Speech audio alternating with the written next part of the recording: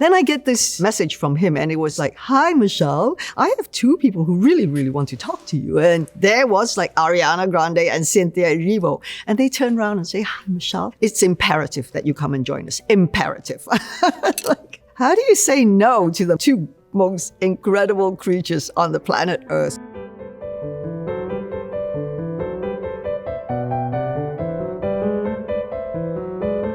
Hello, I'm Michelle Yeoh, and this is the timeline of my career. How did I come into acting? I want to say by accident. I was invited to do a commercial with a very famous actor in Hong Kong. 22-year-old, just graduated and thought, why not? And after I did that commercial, I was offered a film contract. And then the rest is history. The first movie that I did has this adorable title called The Owl vs. Dumbo. I played the damsel in distress. It was an action film. But I saw the guys, Sammo Hung, George Lam, they were doing these incredible stunts and movements and fighting. It looked acrobatic, and in fact, they looked like they were dancing. So I come from a dance background, and I went up to my producers and I say, how about you let me try to do some action? And I guess because D&B at that time was a fairly new production company, and I was new in town, and they thought, well, what have we got to lose, right? Because action comedies were the biggest sellout in the Hong Kong cinema at that time. So my very first action movie was Yes, Madam, where I played a detective.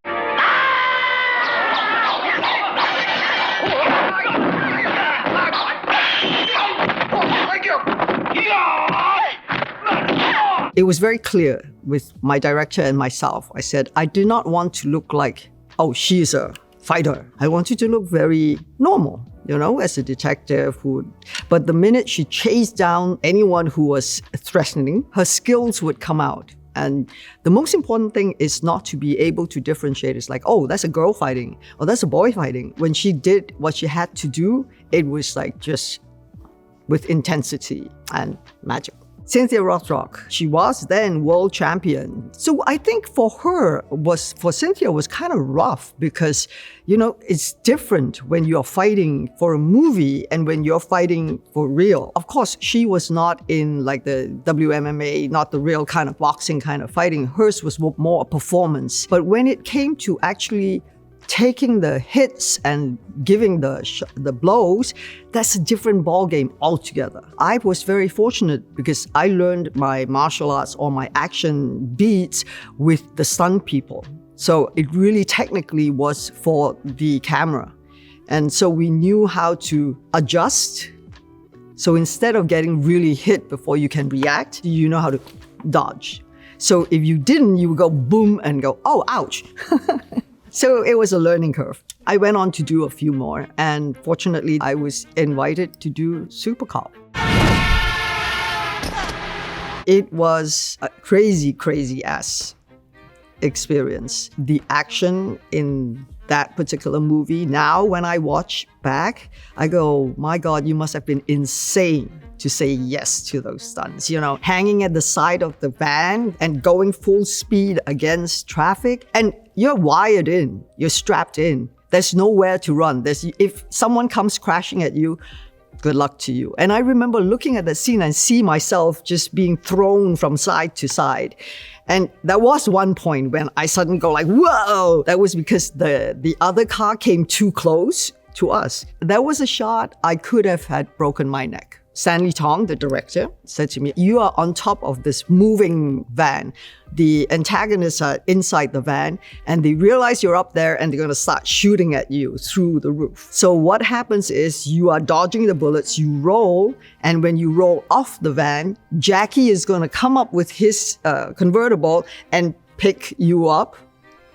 So the concept was when I rolled off the van and I land on Jackie's car, the glass pane, the front glass pane would break, and which would help Jackie and myself to hold on to the bonnet of the car. Well, things go wrong. So, and I remember so clearly, the only rehearsal that I had was the van was parked, Jackie's car was at the bottom, and you stand up there and you go like, oh, okay, this is not so bad. It's like a 4 feet drop. You just go like this. You get up to the van and it starts moving. And you go like, wait a minute, this is not what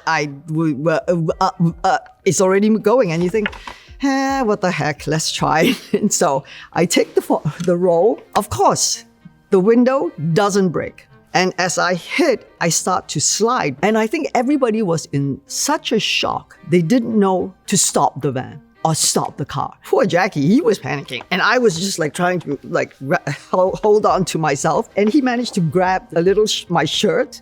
And I believe that also helped. The one person who ended up in hospital in that scene was one of my stun boys, because his instinct was, whatever I do, I have to save Michelle. So he jumped down and he goes double back and he had a concussion. Poor guy. In all the action movies that I did while I was in Hong Kong, basically you get all dressed up, you go onto the set, your stunt coordinator, they've just been working out the whole action sequence, and then they teach you on the spot. You shoot it, and then move on to the next action sequence.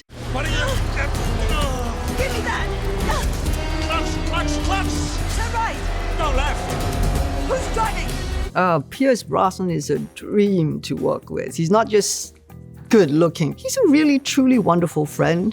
And when we were on it, he's confident. I mean, he's James Bond, right? So he doesn't see any threat. I was very grateful to be able to play opposite Bond as an equal, because my character Wei Lin, she comes from China, and they are in equal positions. They're both like, I don't need you, and well, you're here, so we might as well work together. So that kind of chemistry was fun and brought us very close. I remember the first advice I was given, this is a Bond movie, have a good time. In the end, we did. We had such a great time.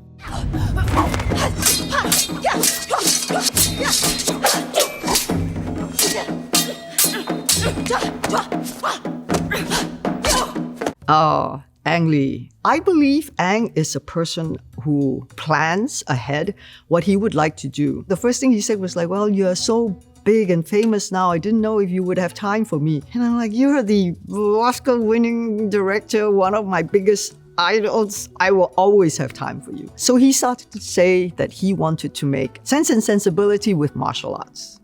And I was like, why didn't anybody think of that before? Doing a martial arts film had always been a childhood dream of his.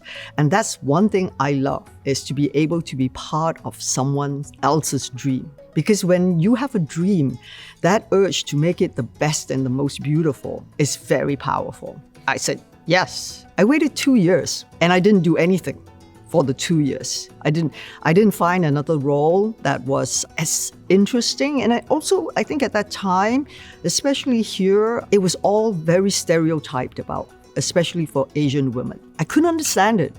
It was like, you here in Hollywood, you are supposed to be the foremost filmmakers in the world. How can that be possible? Why do you have to find an excuse just to be able to put an Asian face in that role? So Crouching Tiger will always have a very special place in my heart. And it was one of the most painful movies to do as well. Because I had surgery right in the middle, right at the beginning of the movie. It was like that incredible first action sequence with the drum.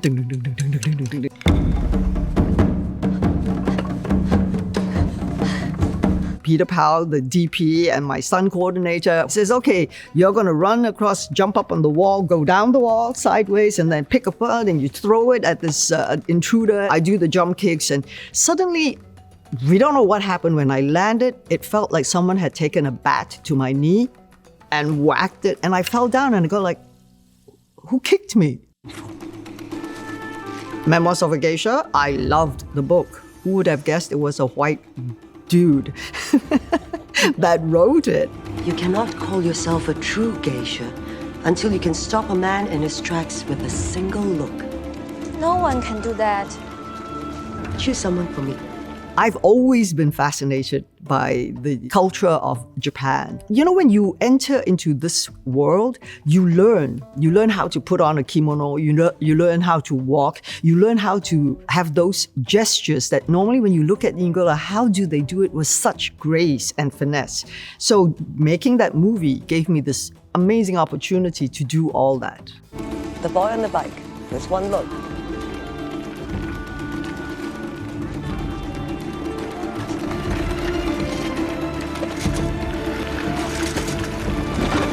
It wasn't an audition, it was a meet. And I will never forget, Rob Marshall is sitting and just like looking at me. And then he says, what passport do you hold? I'm like, huh? How did that come up into play? So I think it was because it's, casting the three girls, Hatsumomo, Sayuri, and Mameha, was a very challenging task. And Rob had gone all around the world to find his dream girls. He's really funny. He was like, you all are my supermodels. Because the costume designs, the kimonos, and nobody wears a corset under a kimono. But we did, because we needed to have that poise. And it translates so well on film when you look at it. This guy's a visionary. I'm happy I finally met Rachel. She is very impressive. I think so too. I thought you might be excited that the first girl that I bring home is a Chinese professor. Chinese American. When we did Crazy Rich Asians, we ticked all the boxes because romantic comedies were like a no-no, and all Asian cast hadn't been since Joy Luck Club. And that's like talking 20-something years ago. But then I met John Chu. And he, in a few words, convinced me this is the director I really wanted to work with. Because when I read the script, I felt the mother and son didn't quite sit well with me. The mother was not the kind of mother that I wanted to see in, a film that showed Chinese mothers as being just mean and cruel. I said to him, oh, what kind of a movie are you making? Is it like a Hangover? And if he said yes, it would be perfectly okay, because look at Hangover 1, 2, 3. I mean, they're very successful commercial films. And Crazy Rich Asians, Kevin Kwan's books, were very commercially successful in that way. And he said, oh, if I did that, my mother would kill me. Ding! Right on. I was in his corner. I said, okay, John Chu, I'm coming over to you. Oh, damn, Nick. It's a party, though. Okay. It was contemporary. It was today. You see the people that you see normally in life, in America, in New York, in LA. You see a lot of your Chinese friends who are like that. And, you laugh with them, you laugh at them, but they're all around you. And then he took you to a very exotic place, to Malaysia, to Singapore, and showed you how the rich people lived over on the other side. So he made it interesting and exciting and very, very relatable. I can't imagine the number of times people would walk up to me and say, my mother-in-law is very much like you, and I'm terrified of her. Don't make me fight you. I'm really good. I don't believe you. When I read the script, Everything Everywhere All at Once, I went, either these two guys are clinically insane or they're geniuses. The script is what it was. There was only one major change that they had to do. You have to change the name, Michelle, because they had written Michelle Wong. And they go like, but no, we wrote this for you. I'm like, no, Evelyn deserves her life to be told.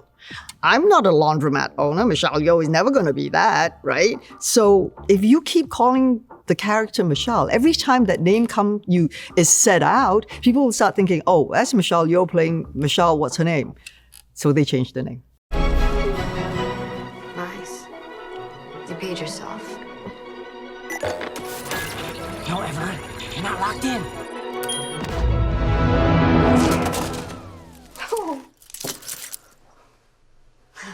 Every time she made a decision, it went into another universe. And we don't know how many universes are out there, but it was all very concise. It's like effect, consequence, right? So that allowed me to step into different shoes. The interesting thing was like, she knew who she was, right? The mother, a wife, and then suddenly she was in a universe where she had hard out fingers and a lover who was her nemesis in her life. So all that gave way to being an actor who was challenged constantly. And the Daniels did that very, very well. Every department, everybody was in. We shot it in 37 days. And we covered so many universes. So the Daniels were geniuses. They were not insane. My dear, I'll ride at once to the wizard. tell him of you in advance. With a talent like yours, dear, there is a definite chance. I'm not a singer. If I wanted to be a singer, I could have when I was in Hong Kong, and I never did. So then when John asked me to read the script, I got him back to him and say, hey, she sings, right? Madame Morrible sings. And I don't sing. And typical John, it's nothing. And he is one guy, one director that can inspire you to believe you can do anything. That's where John is always very clever and a few steps ahead. Then I get this message from him and it was attached to a video. So I played it. It was like, hi, Michelle. I have two people who really, really want to talk to you. And there was like Ariana Grande and Cynthia Erivo. And they turn around and say, hi, Michelle. It's imperative that you come and join us. Imperative. Like, how do you say no to the two most incredible creatures on the planet Earth who had voices like an angel? I mean, that's terrifying already to start off with. You'll be making good.